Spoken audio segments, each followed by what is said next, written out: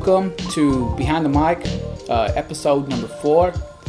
It's your boy TroubleSome with my boy DCR. What's going on, guys? I know you guys saw him on the last episode, but this definitely called for another episode because not only is my man right here just a hip-hop artist, he's also a poet. He's been in various competitions, across.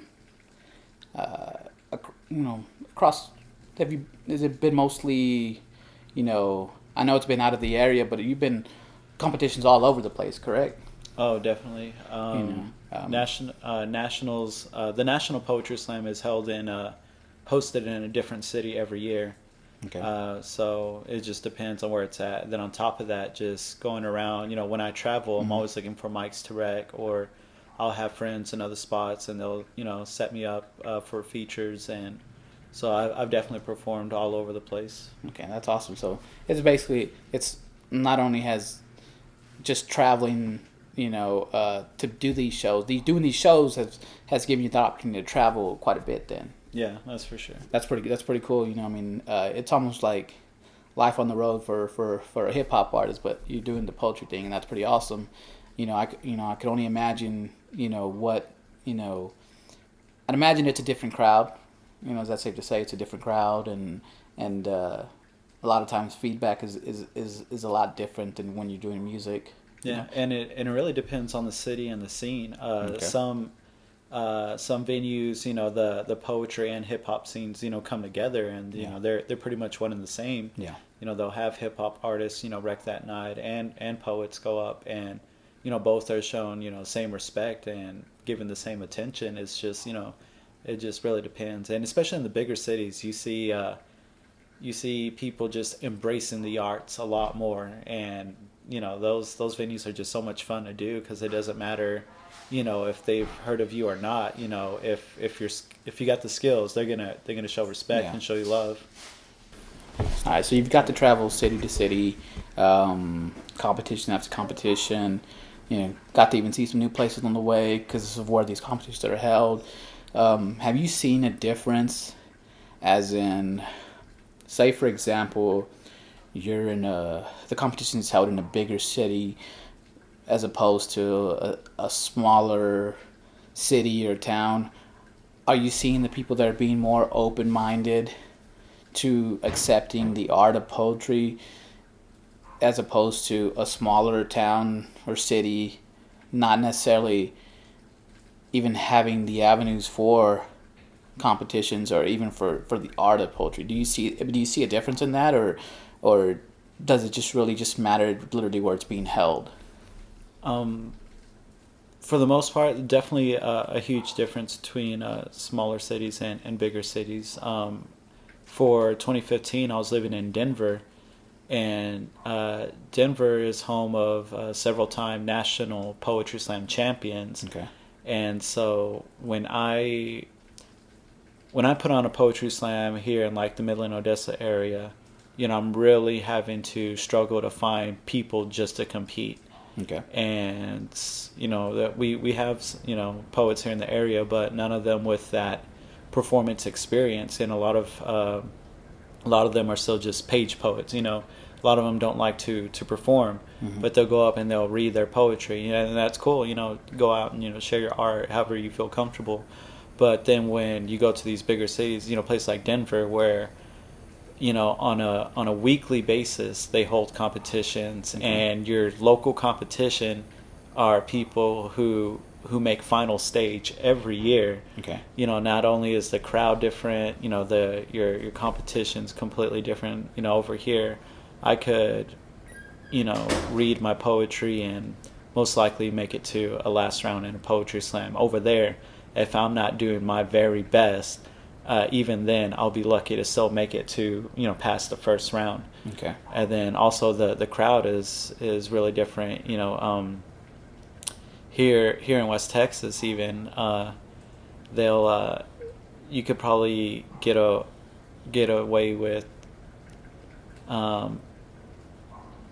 as far as content goes, something more crude or even things along the line of more like a lot of the mainstream hip hop you hear a little more braggadocious and even misogynistic, you know. Okay. And over in Denver, they're a lot more conscious of things, especially social.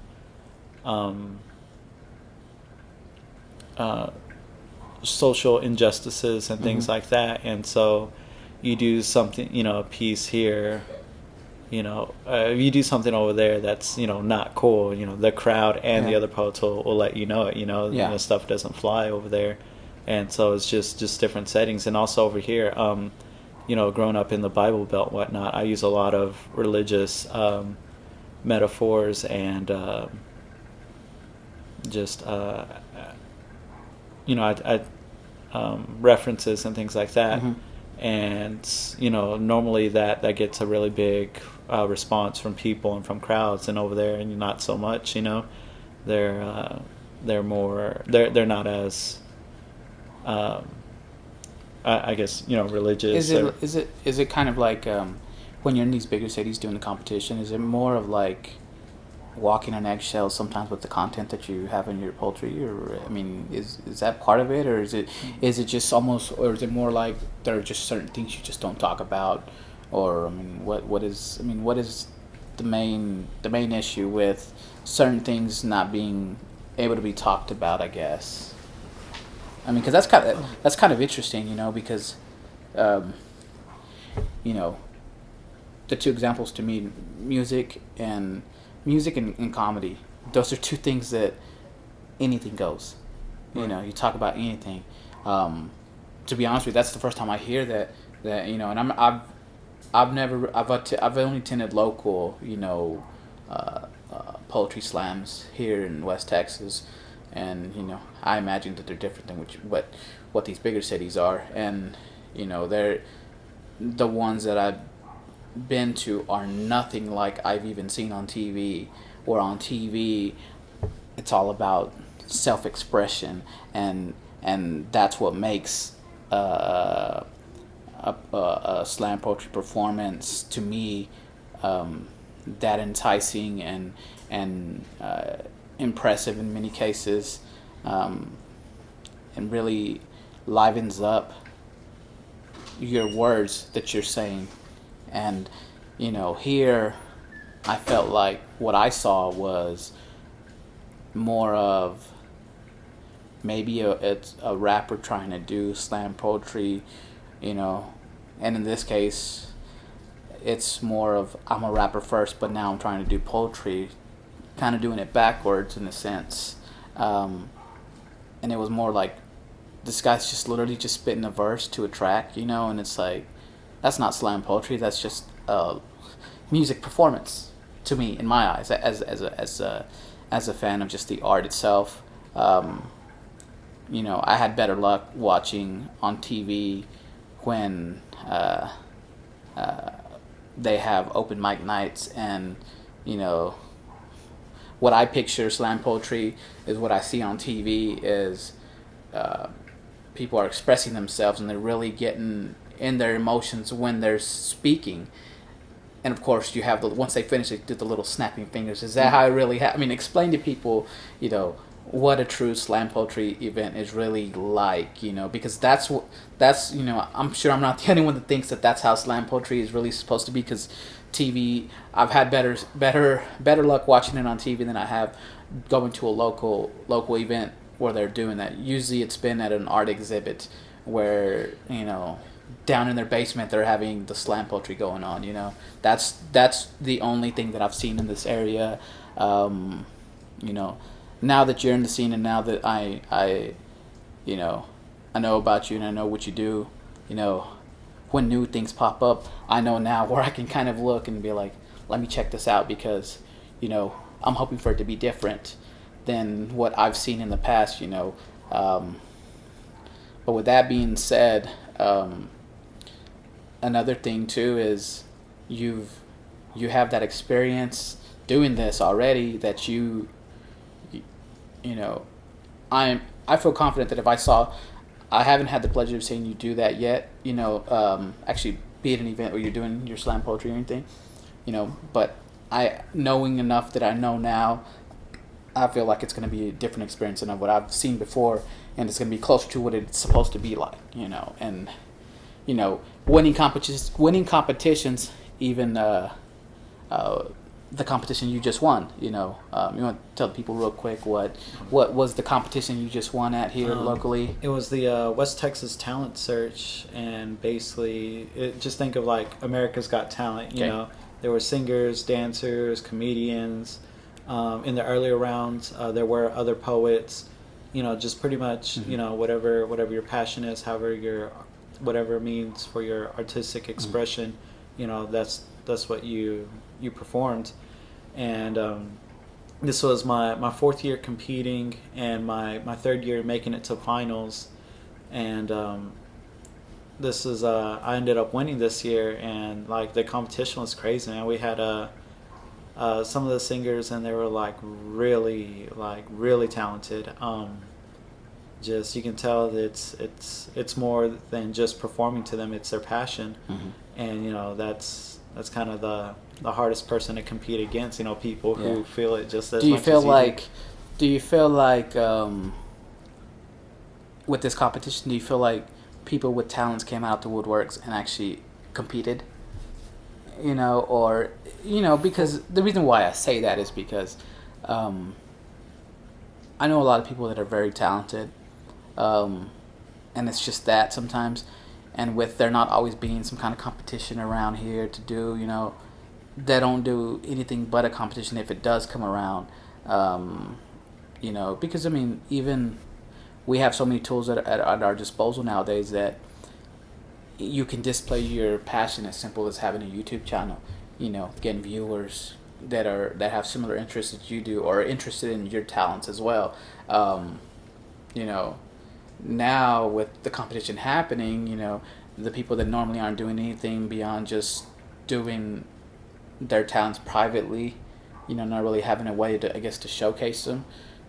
That's why I say, does it feel like some people have come out to woodworks to actually compete because that's the only way they could showcase, I guess. With this group in particular, we've become kind of a family. Like it's put on by West Texas Talent, and they've been putting on this competition for about 6 or 7 years now. Okay. And what they do, when these people come in, even if they don't advance to semifinals or finals, he still works with everyone coming in. He's just trying to support the arts. It's put on by Daniel Ryan. Okay. And so he will, he has a group on Facebook with just all the performers, people who are trying to compete or just be a part of it. Okay. And he'll post, hey, here's this chance to perform, here's this chance to perform.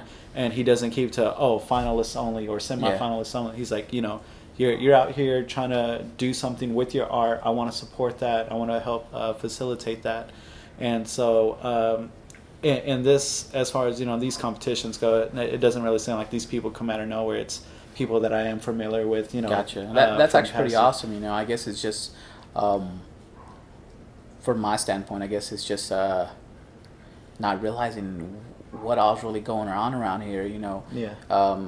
And a lot of it could just because I'm tied to the music community very heavily, so it's maybe my eyes are trained just to look for music events, and when I see something else, I don't want to say I ignore it, but maybe I didn't give it a chance to even look in to see. I might see a name of an event and think to myself, I don't know what that is, and not look further when maybe I should have, because I am a fan of a lot of these arts that that are out these competitions. Well, one name you might have heard, Egypt Dixon. Yes. She was last year's champion. Okay. She won the 2015 West Texas Talent Search, and I'm sure she was on her grind before then. Yeah.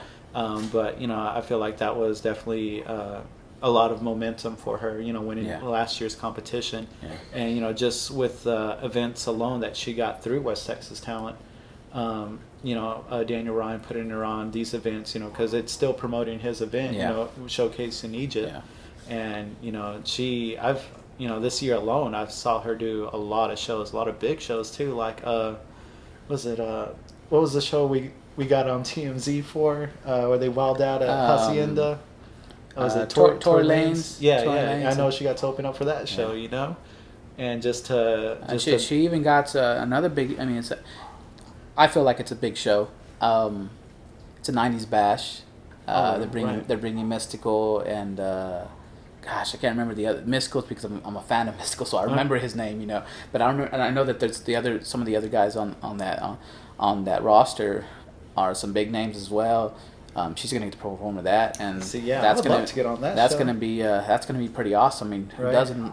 who doesn't love the '90s? The '90s was, man, some of the best music ever made.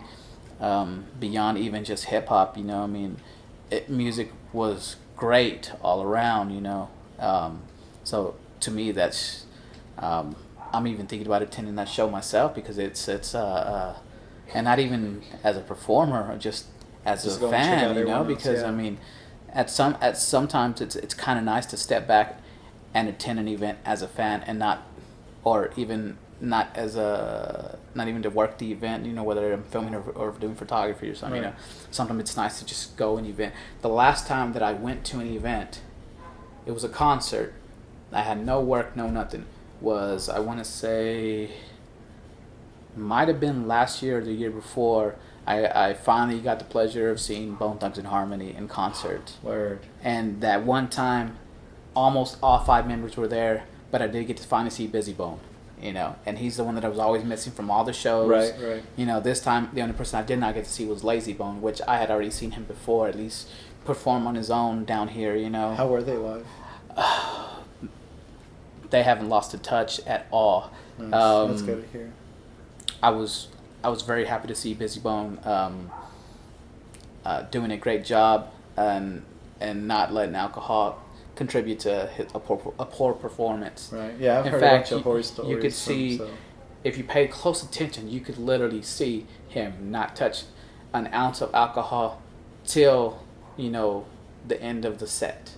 You know, water and Red Bull. Those were the two things he was doing: water and Red Bull, and that was it. You know, and then towards, you know, they're getting almost done performing. You know, then he started taking a little drink, and it wasn't even like getting crazy with it or anything. Well, So just finally started to get his buzz up, it so was. word. You mentioned you can, you know, even in some of these events, you see all these entrants and people participate, and you see their passion. Well, I finally got to see Busy's true passion while he's performing, and That's dope. that was one of the highlights of attending any of these live events I've attended as just a fan. You know, I don't get to do that very often. I normally get to work to attend some of these events sometimes. You know, and not even as a performer, more as just capturing the event via video or photography, you know, and I'm not gonna lie, sometimes I don't get to enjoy things. Right. I'm literally just working, so you know, it's kind of nice to be able to go to some events just to go, you know. Yeah, for sure. But back to the poetry and everything. One thing I'd like to touch on is how did you start doing poetry? What transpired? What inspired you to start doing it? I mean, you know. Well, I've been writing, you know, since I can remember. I actually started doing short stories. My mom actually got me a typewriter. Nice. And so I would write up short stories for all my superheroes I would draw. You know, growing For the up, ones that don't know what a typewriter is, you know, think of a keyboard that prints as you Yes. go. think about it. It's more of a computer without the screen, and you can't erase unless you were rich and you had an erasable typewriter. Or just copy some white out. or copy some white out. You Didn't know, look as clean. you know. So as a kid, I considered myself an artist first, and then a writer. But you know, I was always, you know, drawing my own little superheroes, and I started doing short stories for like their origin stories and pretty much their adventures and battles and stuff. Nice. And it wasn't until seventh grade. I went to school here at Goddard Junior High, and I had my English teacher, Miss Hudson, and she made us do journal entries every day for English class. And I just remember one day I had some stuff going on at home, and she was just like, write about anything today, you know, today's open journal, just write about whatever. So I I started, man, I just started bleeding all over the page. Just really not even thinking about what I was writing, just writing about, how I really felt, what I really thought. And I started like breaking down in class, and, just all of this was just coming out. And then, in seventh grade, the last thing you want to do is cry, let alone cry in front of girls, being, teenage boy and stuff. So Was that the first time you actually kind of felt yourself really to that degree of self-expression? Yeah, that was definitely my first, Okay. cathartic experience I had, with writing and at the time it wasn't even poetry. It was just me just writing, exactly my feelings and thoughts as is. And so I was like, hiding my face in my hoodie, and still just all of this is just coming out. Like my hand Yeah. was possessed, Yeah. And then I waited for all the other kids to leave. I was trying to bring any attention to myself, and the rest left. And, before they left, the teacher was like, everyone put your journals, turn it in on the desk. I waited for everyone else to leave, and I remember being scared, like, holy shit, what I just write, Yeah. I didn't mean to share all of this. Yeah. And she could see it on my face walking up to the desk, and I just remember apologizing to her, telling her, I'm sorry, I didn't mean to write this. Yeah. And she just like looked at me and said, it's okay, no one else is gonna read this, like, it's okay, Yeah. like, don't worry about it. And then from there, I didn't know writing could be more than just for my artistic purposes, for my short stories and whatnot. And so after that, I started to do more journal entries because, after I got that out, I just remember having that feeling like, Yeah. That weight off my chest. Yeah.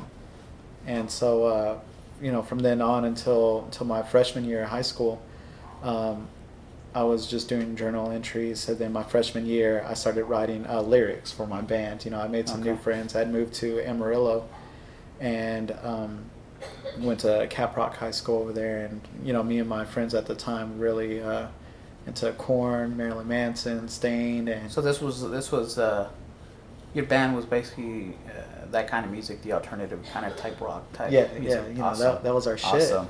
And especially earlier on, looking at Marilyn Manson and Stained as far as my biggest influences for writing wise, I love their fucking writing.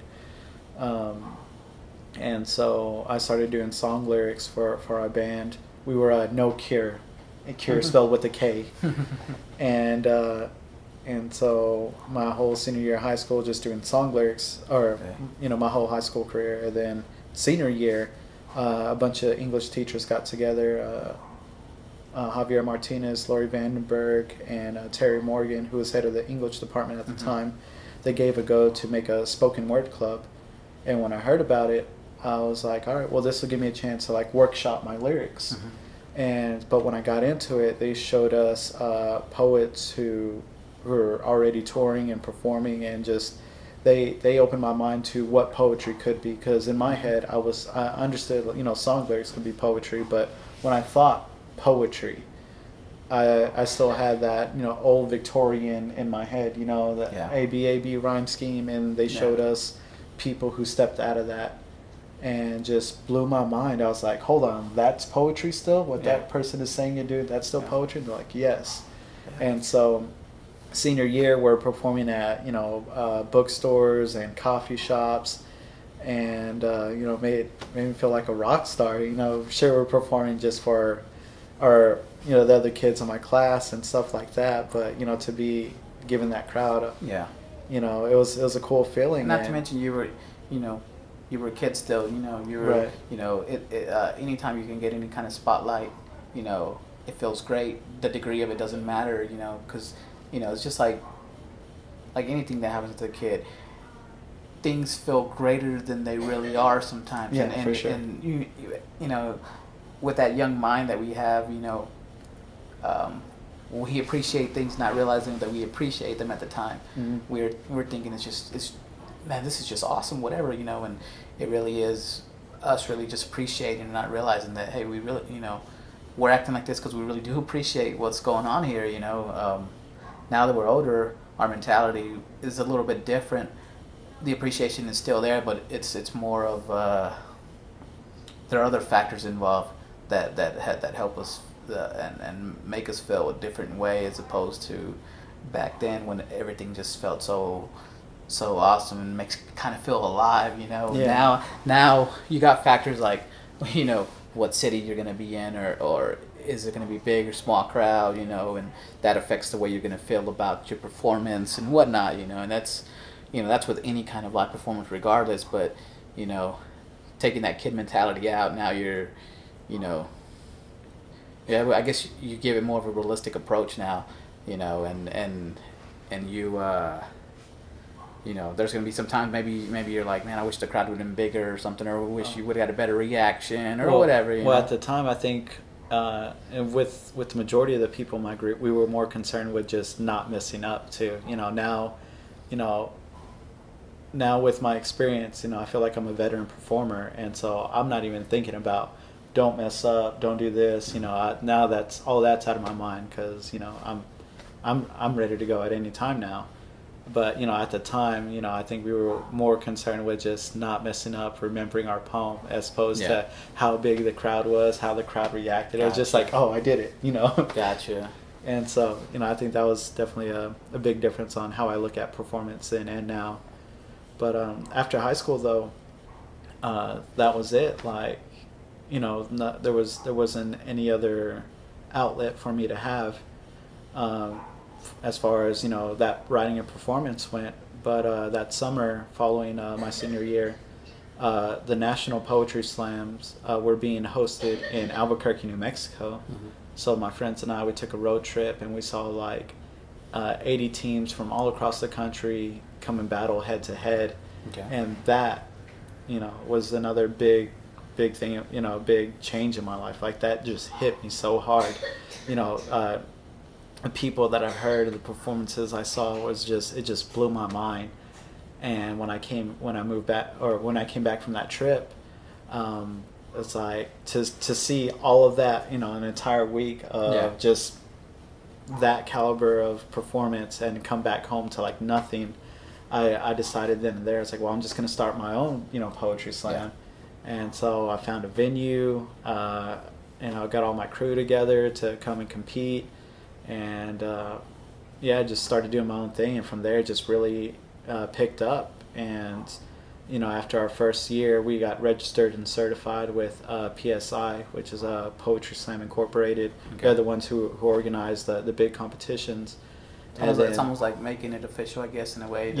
To be able to participate in just, I guess, to almost make your presence known in a sense, I guess. Right. Like officially, you know. I mean, you can make your presence known anytime, but this was like the official kind of way to kind of go about it, I guess. Yeah, for gotcha. sure. That's pretty cool, you know. I mean, you're telling me things that I'm like, wow, you know, there's an organization for that. You know what I mean? Like, you know, as people, we don't think of the little things that it takes to maybe put on an event or to be part of something like that, you know. I mean, you know, that's the last thing on my mind, thinking, oh, there's an organization that, you know, you kind of sign up with, get licensed or something, and you know, and you get to start to be part of things, you know. That's kind of awesome that, you know, that actually kind of exists, and we don't, you know, we're able to kind of inform, you know, people that, hey, you know, this is real too, you know. I mean, like, this is, you know, there's organizations, there's big competitions. I mean, this is, and especially, you know, here in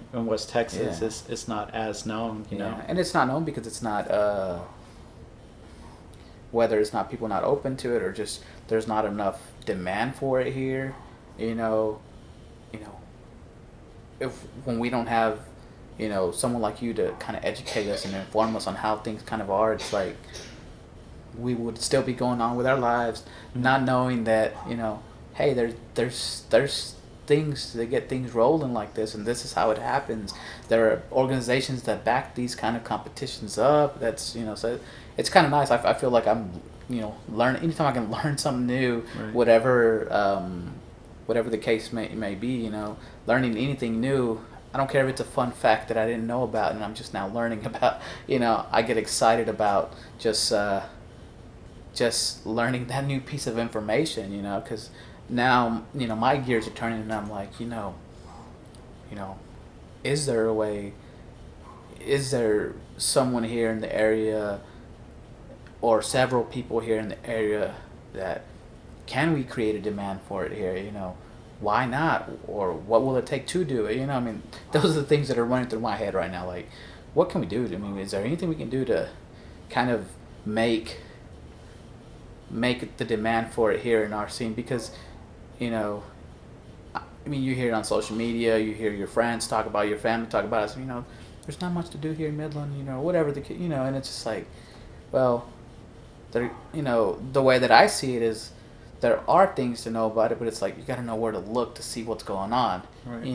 It's because sometimes these events are smaller than they would have been if they were in a bigger city or whatever. Right, and even with the events that people do hear about, they write them off just because we're having it here in West Texas, like the Blockfest. Yeah. I'm surprised Blockfest wasn't bigger than it was as far as turnout goes. Yeah. Like at Blockfest, there was a bunch of awesome performers. The sound was awesome. It had vendors, the graffiti artists. Like, when else are we gonna have that here in West Texas the way it was? And see, I think like it was okay this year, but I think the previous year when they actually had it at one of these parks, when they had like the news coverage and they had some out of town Christian artists come here, like bigger names, that I even know about, and I'm not heavy into Christian music, but there are some that catch my attention, and there's this one guy that came down. He used to do the gangster rap, and he came down and now he's a Christian rapper, and it was nice to hear about it and see it, because to me, I saw it where people could change. I mean, the guy's tatted up, and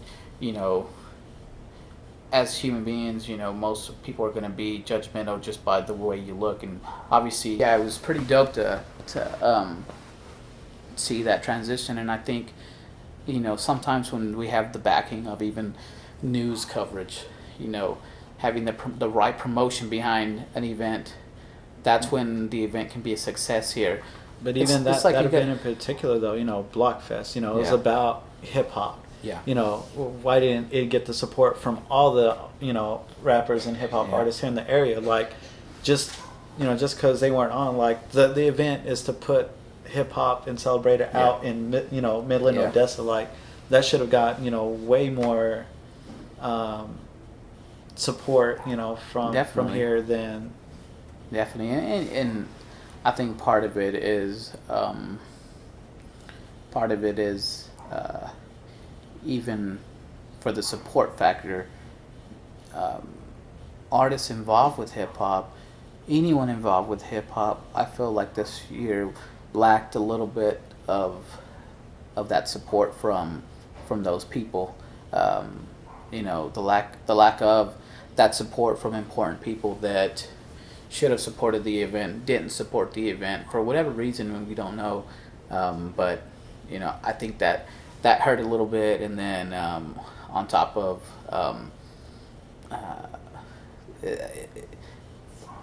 looking from the outside in, it just seemed like there was a factor of disorganization in a sense, where there was things were trying to happen last minute, things were falling off last minute. I mean, it's like that with a lot of events, but I think there was too many factors to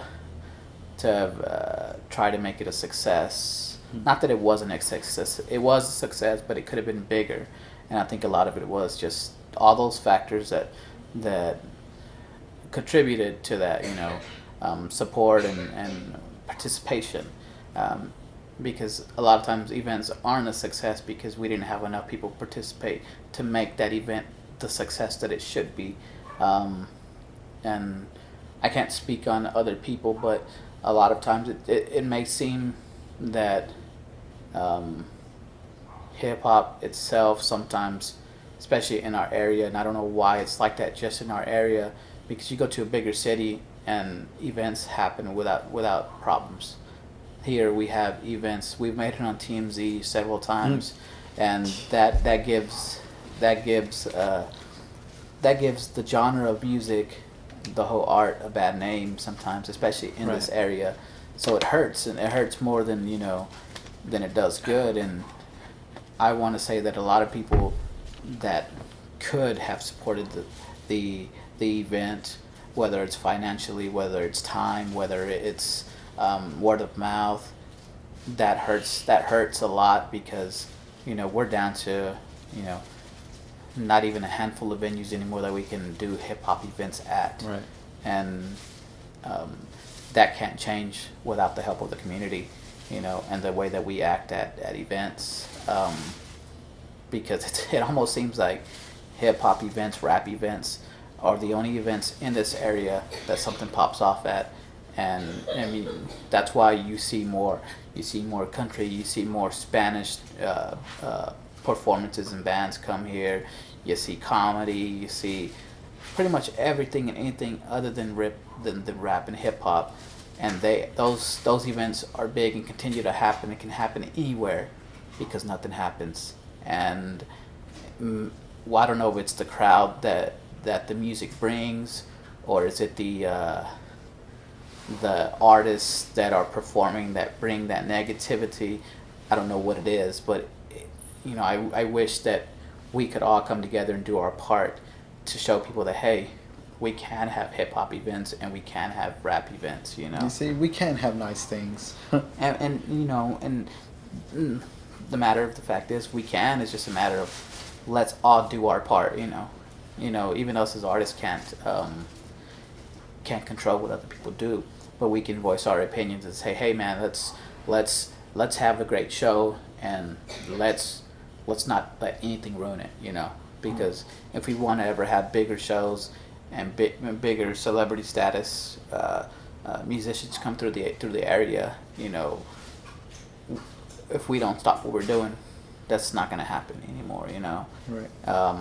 Then we find ourselves having to travel to attend a real event, a bigger event. I mean, you see them, you hear about them on the radio, all the time. They're always giving free tickets away to these big events in the Dallas and the Houston and in the Austin area, and those are big caliber names that are going down there that we don't have the pleasure of having down here because of that reason. It's not even about attendance, because the attendance we can get. If it's a big name, people will show up. It's a matter of how are they going to act. All right. I'm sorry we steered off topic a little bit, but we're good. just something that kind of had to get addressed. Right. But back to the poetry stuff. It's Hold on. it's actually kind of nice that you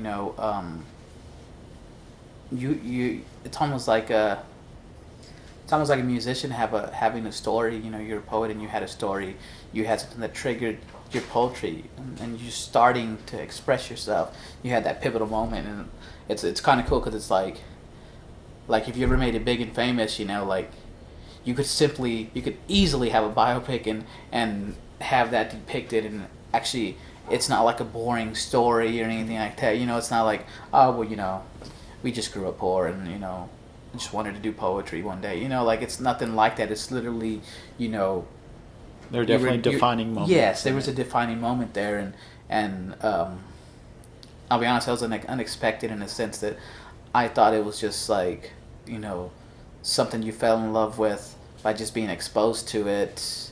I mean, it kind of happened that way, but the way that you were exposed to it, it kind of just, the stars were aligned in the universe, and it was like, this is when you're gonna know, this is when it's gonna happen. Your path started here, and it's kind of cool, that even as DCR the poet, like you have a story still. There was something that triggered that to happen, and that's kind of cool because it's for one, it makes good for a conversation. We've been able to talk for who knows how long now, and it kind of sheds light on the fact that no matter what we do in life, there is something that inspired, that triggered, that there's always that defining moment that made you realize that, hey, this is something I want to do, this is something I want to pursue, this is a way for me to express myself. all this, and it's I mean, makes a great story, and not just that, we get to know that, hey, there was there was a way that everything happened. It wasn't just something that you decided, I want to try this. It wasn't, because in life sometimes we do have those moments, but it's a lot better when it's something that inspired and kind of triggered, to go a different route and be like, I want to do this. This is not just, and one thing we haven't touched about on is with this poetry stuff, is there money and whatnot. Just the fact, the love and the passion for it is pretty awesome. And I haven't even been thinking about, what happens when you win at these competitions. What kind of prizes do you win?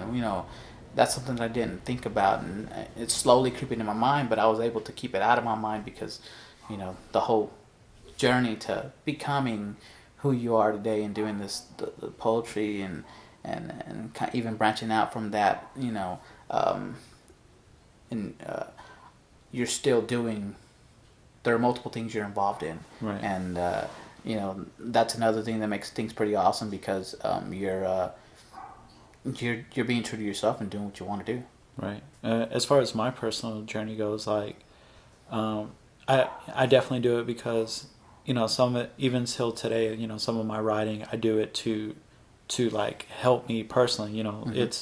It's my therapy. It helps get me through things that are hard to deal with sometimes. But as far as making money goes, that's always a bonus. Some competitions, most local poetry slams are small prize. Yeah. Sometimes if it's at a bar, sometimes it's like $20 bar tab for the winner. Yeah. And for poets, you're just going out, having a good time, like $20 on drinks. Hell yeah. That's a badass prize. Yeah. Or like the West Texas talent competition, that prize was $2,000 towards your dream, to help you on your artistic journey. Mm-hmm. And so that was really cool. That's probably the biggest prize I've ever won with poetry. The national competition, they'll do like $2,000 or $3,000 cash prize. Mm-hmm. And stuff like that. So and there are definitely poets who do this for a living. It's hard work, or just pretty much through any artist who tries to do it professionally. It's all about hustle. Yeah. You can, it's definitely doable with poetry, but it's all about hustle and just having your hands in everything. Books, CDs, trying to keep people up on, subscribing to you, whether it's YouTube, SoundCloud, your Facebook page, just like, anyone tries to hustle. It's the same thing with poetry. Now you mentioned something about even CDs, or, is there a market for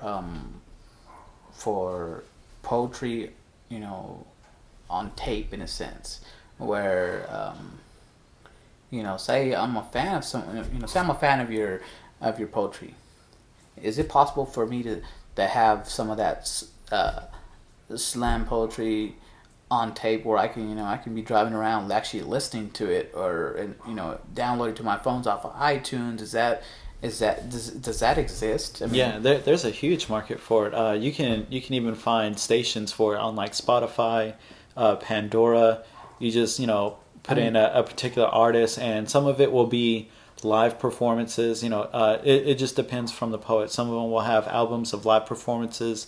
Some will have just straight, their a cappella tracks. Some will mix it up a little bit, mix in some music. Okay. One of my favorite albums is from Just Cause. He's a poet from South Carolina, and what he likes to do on his tracks. So the majority of his first CD is no music, just him rocking the mic, but Gotcha. He'll put a bunch of extra vocal tracks on there, and he'll be like, detonated every bridge just to watch them collapse, and then but at the same time behind him he'll do his own little sound effect, like detonated every bridge just to watch them collapse, and behind it you hear him go, pow! just little things like that. So it's almost like a poet has ad libs, Yeah, That's pretty neat. And just little things, like rappers would do. Yeah. And Jonathan Brown, my favorite album from him is Lawless Southern City, and it was just produced beautifully, like the way his poetry goes with the music, where he doesn't, a lot of poets will fall into this trap where just because they're spitting to it, they'll change their delivery to more of a rap. Yeah. But it loses their real essence, of the delivery of the poem. So with some poets that works, but other poets, like you lose something in that translation. But the way he did his album is just this beautiful mix of his poetry flowing to the music, but it's still raw and gritty. So is that considered like if I'm just looking for it and I'm looking for a genre of that, is that considered spoken word? Is that the genre that's considered, or is it something else? Yeah, I would say spoken word, because slam poetry or poetry slam, that actually there's no particular style. What poetry slam is just a competition, and it's just a gimmick. It's just to get people involved, because they give, if it's at a bar, they give five drunk people scoreboards and say, all right, you're a fucking judge, let us know what you think. And so that's all poetry slam is. I guess what people are really trying to say, when they say, he does slam poetry, it is more like spoken word, and spoken word is just people who are more,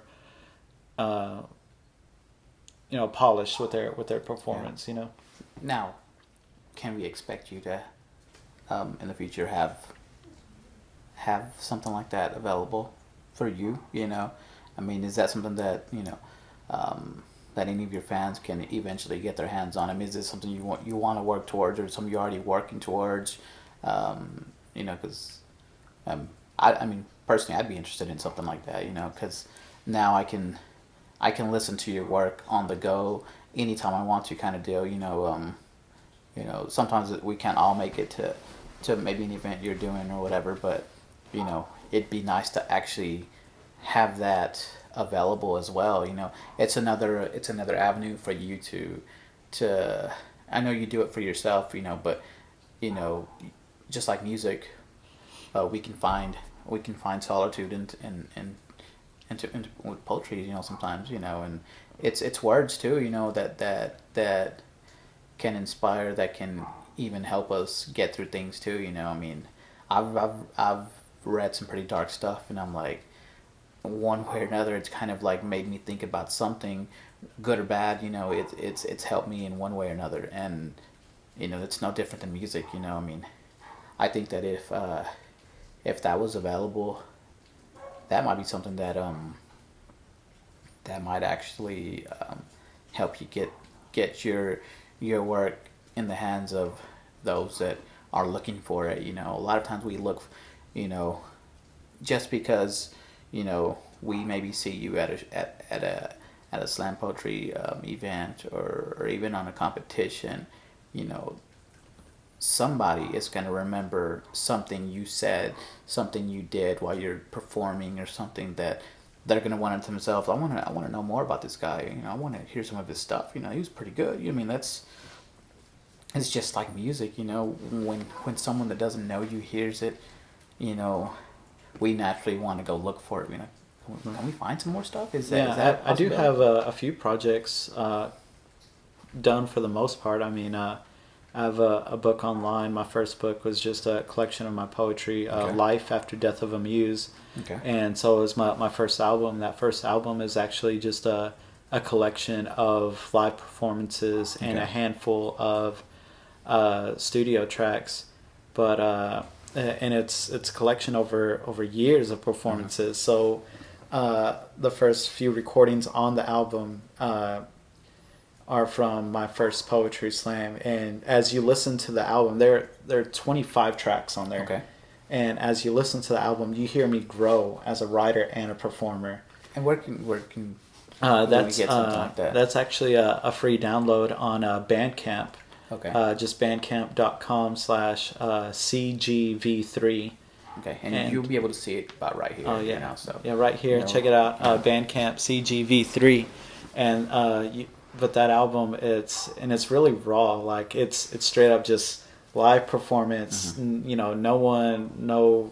It's almost like an MTV unplugged version of your performances in a sense. Yeah, and so and on a lot of those tracks, you can hear how drunk I was on the mic. You can hear me slurring through a lot of, especially later on. You know, some of the earlier stuff is straight out of high school, and then stuff down the line is after the poetry scene was got some momentum and a lot of attention in Amarillo. And you know, I just got a really big ego, and I was really into just drinking and you know, bar hopping a lot at the time. So and being a poet, you can be a pretty big rock star sometimes. You can live the rock star life. I was living that rock star life on a budget, or not even on a budget, just you know, dropping all my money at the bar and stuff. And a lot of my earlier stuff, and you'll hear, you know, I was an asshole, and just the way I acted sometimes, and the way I treated some of the girls I would interact with and be in relationships with. I was just really raw about it, you know, through my poetry, and I almost try to use my poetry to try to justify everything, you know, because well, at least I'll write a poem about, you know, if I'm honest about it, and you know, almost going to like a crowd for confession, you know, kind of thing. Well, it's like, well, it's okay now because I see it and I'm writing about it and I'm giving it to you as art. And so, you know, I almost try to justify my, you know, my shittiness, you know, with art and poetry. And so, I mean, not only on that first album do you hear me grow as a writer and performer, I mean, you hear me grow up as a person, you know. And like now in particular, I try to focus more on elevating people and my city in general, you know, when I write, you know, when I sit down and write. Like, so you feel like you're in a better place now?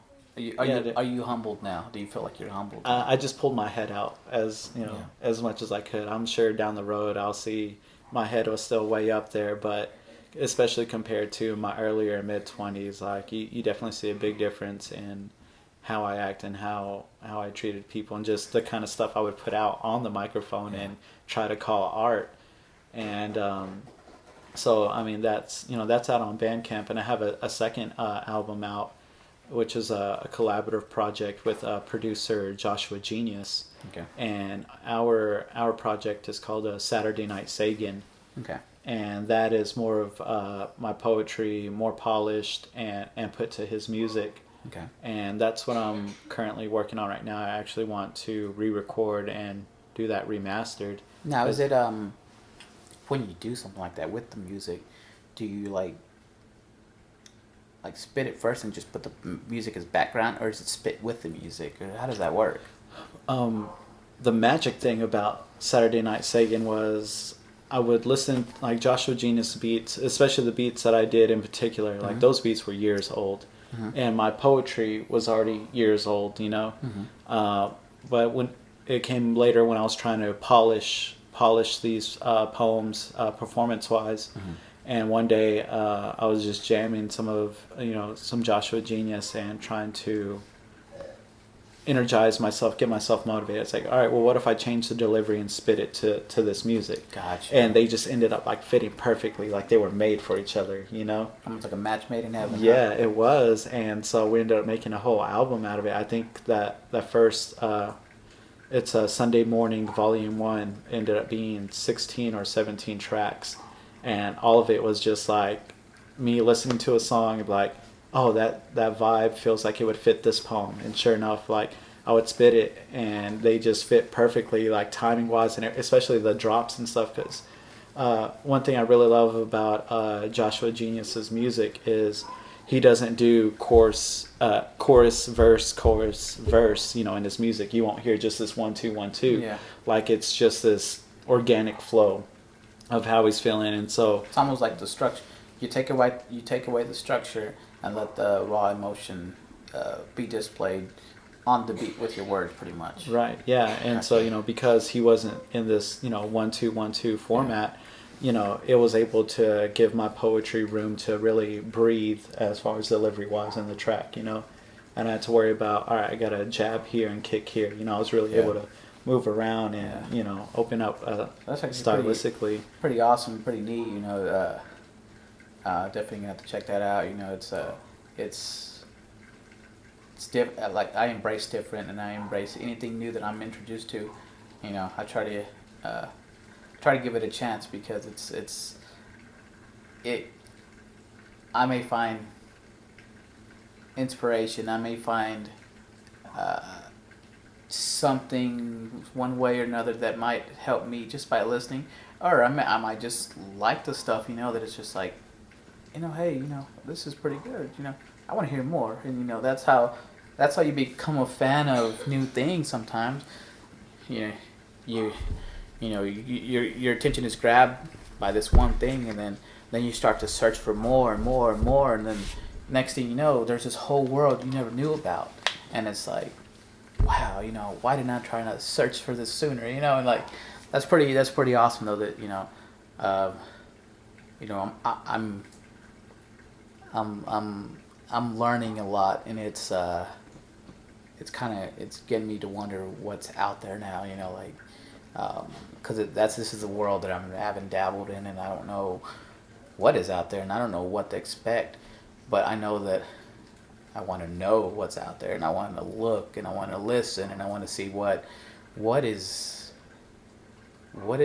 this world consist of, you know, and I know that I'm not going to be the only one that's going to feel that way, because this is, you know, being where I'm from, and not being exposed to that, and now being exposed to that information that, hey, this exists, you know, it makes me want to go look for it and be like, you know, let me see what this is all about, you know, and hopefully this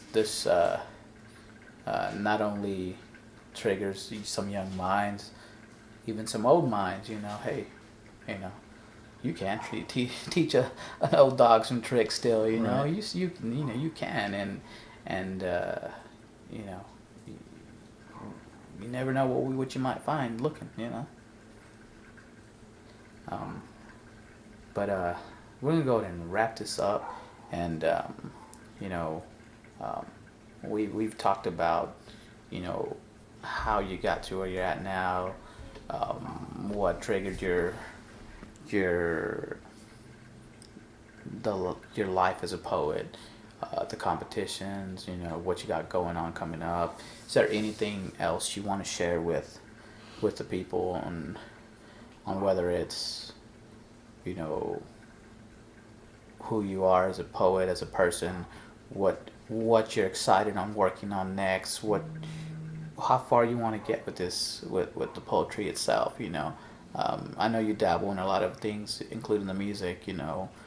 Um, but I mean, is there anything else you wanna strive for with this poetry? You Um, know. my next step as just as an artist in general is to really expand on trying to brand myself. Pretty much right now I'm working on merch, and I'm going to re-record and remaster a few things so that way I can actually put them up on, you know, iTunes and Google Play and all that. Gotcha. And really try to market, you know, poetry as it costs me money. Like, you Yeah. know, I'll have to travel to go do this event or do that event, but you know, I do it because I love it. You know, it's my passion. Yeah. And so, and that's cool not to have that motivate you. But now I'm at a point to where it's like, I know if I do it right, I can at least, you know, not so much make money off it, but I can at least have it to support itself. Yeah. You know, let my poetry have it. You know, Pay your way from city to city. Yeah. Pay your way to make these appearances. And, yeah, to at least yeah. you know, break even, and you know, with that, you know, it'll help build a following and a fan base. Yeah. And so, you know, now I'm just at a point to where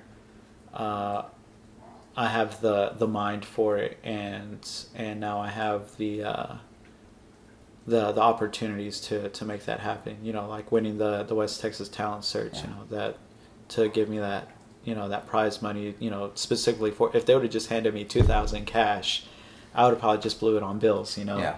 And so because of the format of the prize, you know, I'm forced to use it on my art. Yeah. Which is, you know, probably, you know, an awesome thing. And so, right now I'm working with a graphic designer and people to make merch, shirts and CDs and stuff. And so, that's what I'm working on next, and to go out and do shows and to see if, people are receptive to receptive enough to where they're like, yeah man, I want to rock that shirt and this and that. And so so that's what I'm working on right now. And then just to continue doing whatever shows I can. If I'm going to be able to do a poetry show here, that's great. But until then, that's why I dip my hand in the hip hop scene. There's more support for that here, more venues open for that. And so I'm doing that. And then even with HQ, same thing. We're working on our album there, and I got those shirts finished up. It's just a matter of finalizing some things and getting them printed. And so working on that. And as far as telling people some words to send them off, if if you're going through things, writing is, I didn't know it could affect me the way it did. Like at some points it literally saved my life. It was there either when I felt like I didn't feel like anyone was there to listen to me or be there for me. And also it was there when I didn't want anyone around. I wanted to keep to myself, but either way, it was that outlet. And so, try that if you feel like you can't talk to anyone or you don't want to talk to anyone. There's this power in just writing it out. And then on top of that, if you want to take it to the next level, there's another just level of catharsis when you just literally let it out into people. That's same reason why people go to confession. You get that thing outside of your mind and outside of your heart. And for upcoming, whether you're a poet or a rapper, words of wisdom is just to practice. It makes all the difference. No matter how much natural talent you have, rapping, practice makes all the difference. And you hear it, on, like I said, on that first album, you hear me grow as a writer, and that was from just experience doing it over and over again.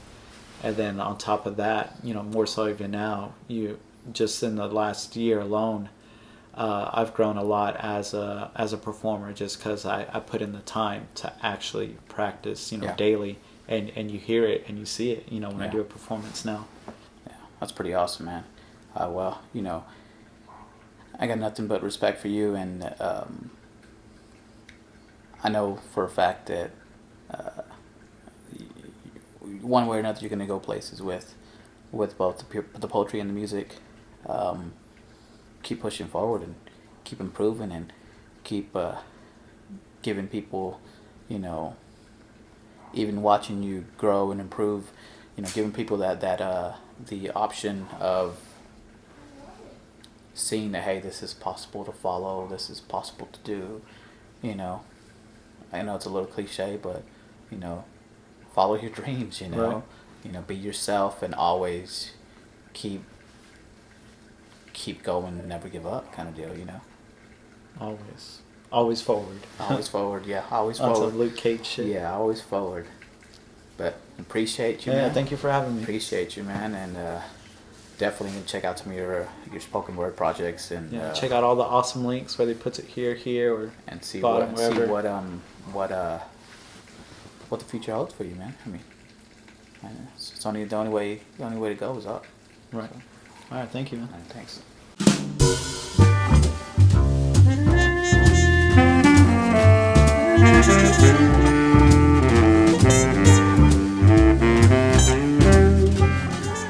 I'm amplifier, I'm an amplifier, burning desire for a word's worth. Looking for similes inside of bed sheets. I think she likes me. It'll settle down into how great she thinks I can be. If it were not for the plot twist, dodging death for scenarios that I wrote, I keep Jekyll from hiding, find and seek my decency. You are beautiful, rope around my neck. A poet's desire to descend into hell could drop dead for you. But I've never been one to kick chairs out from under me. Call that irony if it makes the words taste better. But I'm about 3 cantos to the wind. A loose leaf is dancing in, swinging on a vape pen. You see, there's nothing sexier to a poet than writing. So if I hit the highway to hell, at least I'll leave a trail of dead trees, burning pages for you to breathe in and exhale your way back to me. See, we are pulmonary rosary meets big pen and poetry. Gatsby lavishly brass music to my years of ammo evidence chest. You see, I forgot what feelings sounded like until I speak. Her kiss is language that I butcher on purpose. Flawless accents, but I get paper to wrap my mistakes in and read it to the loveless, the ones who just want a warm feel. Charity in a head case. I need new sleeves long enough to Charlie Brown Christmas tree my heart in sanctuary and padded walls, because I sleepwalk and daydream of love. Being the only one to get in between you and I. If you dress like a finger pressed against Victoria's lips, I can get a bit obsessed with letting the cat out of the bag until I'm speechless. Read my taste buds. No faked orgasms. I've been known to perform hope in heart surgery when I'm being as honest as I can be. You see, love is an army full of friendly fire.